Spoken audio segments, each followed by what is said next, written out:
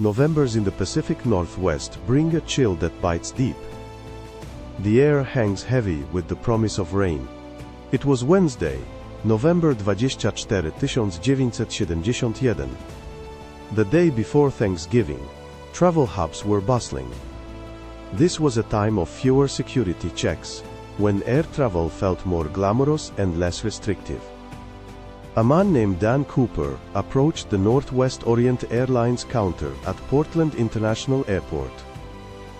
He spoke calmly, purchasing a one-way ticket. His ticket was for Flight 305, bound for Seattle. He was nondescript. His choice of attire was common for businessmen of the era, allowing him to blend seamlessly. A dark suit, white shirt, a thin black tie.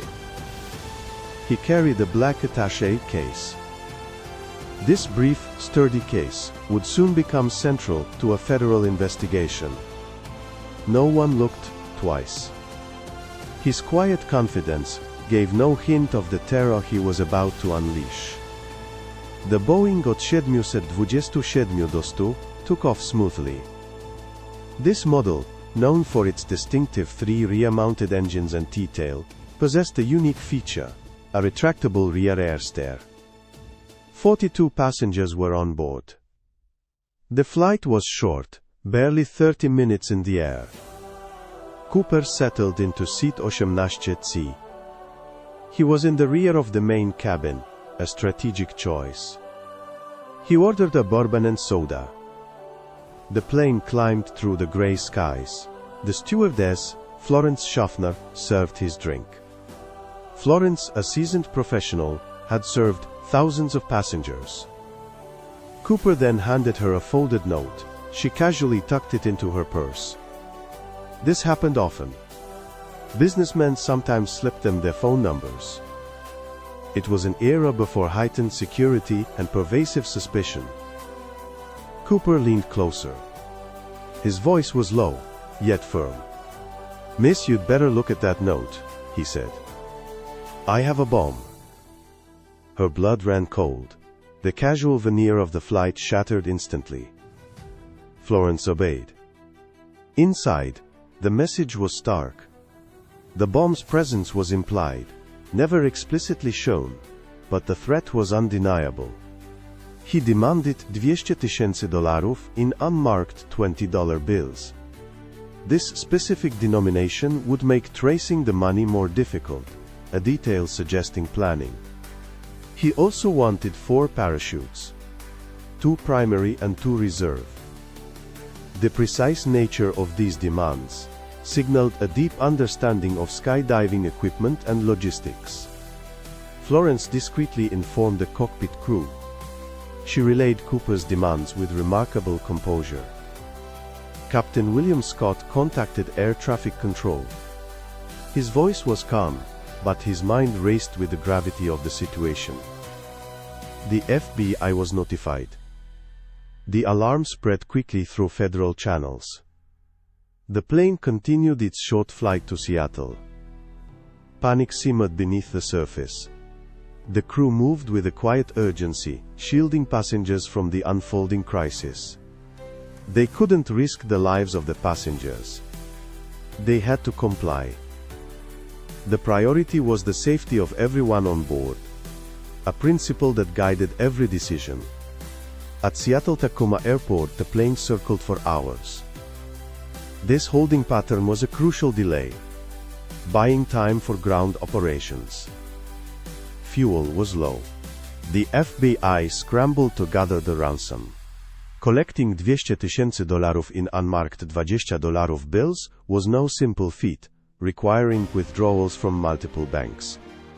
Each bill's serial number was recorded, creating a potentially traceable trail. They also collected the parachutes from a local skydiving school. This impromptu request raised immediate suspicions among the skydiving community. Passengers were told there was a mechanical delay. The deception was maintained to prevent mass panic, a delicate act for the crew. Fear gripped the crew. The uncertainty of Cooper's intentions weighed heavily. Finally, everything was ready. The ground personnel were briefed on the extreme precautions needed. The plane landed. Cooper instructed Florence to open the rear door. This was the aircraft's distinctive aft air stair, a design feature that would prove critical. He demanded a direct connection to the tower. His voice was calm, dangerously so. He gave precise instructions, displaying an almost professional control over the situation. A single ladder was brought to the rear exit. This minimal interaction was designed to reduce risk. An airport employee delivered the money and parachutes. Cooper meticulously counted the money. He spent several minutes checking the bundles. He checked the parachutes. He rejected one military parachute, deeming it unsuitable, demanding a different one. This picky behavior further hinted at specialized knowledge and foresight. Then, he released the passengers. Their faces showed immense relief. They had no idea of the true threat. Many later reported little unusual activity, a testament to the crew's bravery. Only the crew remained. Cooper kept Florence Schaffner, Tina Mucklow, the co-pilot William Ratachak, and Captain Scott. He ordered the plane refueled. He specified the exact amount of jet fuel required, a detail that surprised the ground crew. He gave new instructions. His tone was authoritarian, leaving no room for negotiation. The plane was to fly south-southeast, no higher than 10,000 feet. This altitude was deliberately chosen to allow for a safe parachute jump without supplemental oxygen. Landing gear down, flaps at 15 degrees, and a speed of 100 knots. These low-speed, low-altitude settings were highly unusual for commercial flight, specifically designed to facilitate his escape via the rear airstairs. The cabin was dark. Cooper had ordered all cabin lights extinguished, further obscuring his actions from any potential witnesses or pursuing aircraft. The weather was terrible. A severe storm raged outside. This turbulent weather was not a deterrent, but an asset to Cooper's plan, providing cover for his jump. At approximately 7:40 wieczorem, the plane took off again. The crew was terrified, but followed every command. 2 F-106 fighter jets shadowed it. These interceptors, scrambled from Portland Air National Guard Base, struggled to keep pace in the turbulent conditions. Unbeknownst to Cooper, their presence was a secret, their mission to track, not engage. Below, the landscape was a black void. The vast, rugged terrain of southwestern Washington stretched out, punctuated by the Columbia River. Somewhere over rural Washington, Cooper prepared. He tied the money bag to his body. He had chosen one of the primary parachutes. He also took a reserve. Some theories suggest he intended to use the reserve as a decoy or secondary option. He then ordered Tina Mucklow, the flight attendant, to the cockpit. Her relief at leaving the rear of the plane was palpable, yet she remained deeply shaken. She was to stay there. Cooper was alone in the rear of the plane. The solitude was deliberate, ensuring no witnesses to his final preparations. He slowly lowered the aft stairs. This unique feature, common on 727 C of that era, allowed direct access from the cabin to the ground. The roar of the wind was deafening. Rain and icy gusts whipped into the cabin. He looked down into the swirling blackness. At 8:13 wieczorem, an indicator light flashed in the cockpit. The rear stairs had fully extended. It was the signal. Moments later, the plane lurched slightly. It was a barely perceptible shift, but enough to confirm the act. Cooper was gone. He had jumped into the heart of the storm, into the vast, unforgiving wilderness below. The location of his jump was later estimated to be near Ariel, Washington, over dense, mountainous forest land. The FBI was immediately notified. The fighter jets confirmed the open stairs. But they hadn't seen him jump. The weather was too severe. Low clouds and heavy precipitation made visual contact impossible, even for experienced military pilots. The plane landed safely in Reno, Nevada. The crew recounted their terrifying ordeal. They were shaken but largely unharmed, their courage having averted disaster.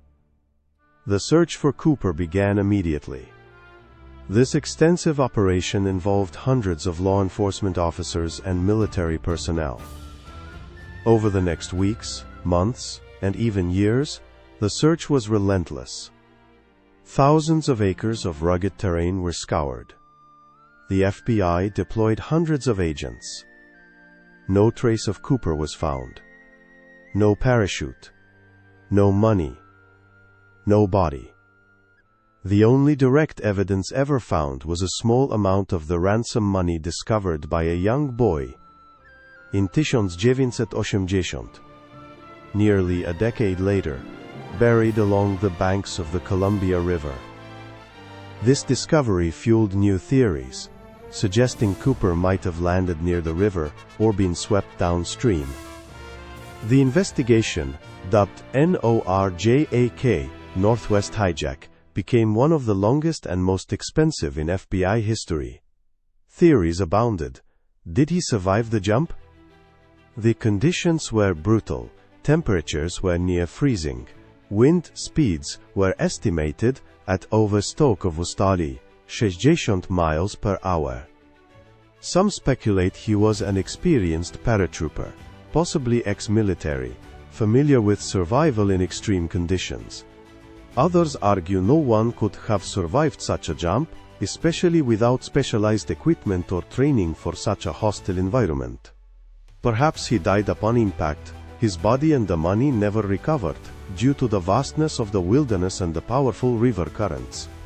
Another theory suggests he was never in the wilderness, but rather was an inside job, with a network of accomplices aiding his escape immediately after the jump. The lack of definitive evidence has allowed the legend of D.B. Cooper to persist, an enduring enigma in American folklore. The officially closed the active investigation in 2016, but the case remains open to new, credible evidence. His identity, fate, and the true motive for his audacious act remain among the greatest unsolved mysteries of the 20th century. Tytuł podkreślenie wewnętrzny. Tajemnica D.B. Coopera. Lot 305 i zniknięcie w burzy metadane. Tytuł podkreślenie YT D.B. Cooper. Niewyjaśniona historia porywacza, który zniknął bez śladu. Opis. 24 listopada 1971 roku Dan Cooper, elegancki mężczyzna w garniturze, porwał Boeinga 727, żądając $200,000 i 4 spadochronów. Wyskoczył z samolotu w sam środek burzy, a jego los do dziś pozostaje jedną z największych zagadek kryminalnych. Czy przeżył? Co naprawdę stało się z D.B. Cooperem? Zanurz się w historię NORJAK i poznaj wszystkie teorie. Daj znać w komentarzach, co o tym myślisz. Tagi: D.B. Cooper, Dan Cooper, Northwest Orient Airlines Flight 305, porwanie samolotu, niewyjaśnione zagadki, kryminalne zagadki, FBI, NORJAK, Boeing 727, historia kryminalna, teoria spiskowa, zaginiony, tajemnica, prawdziwe zbrodnie. Lata 70 HASZTAGI.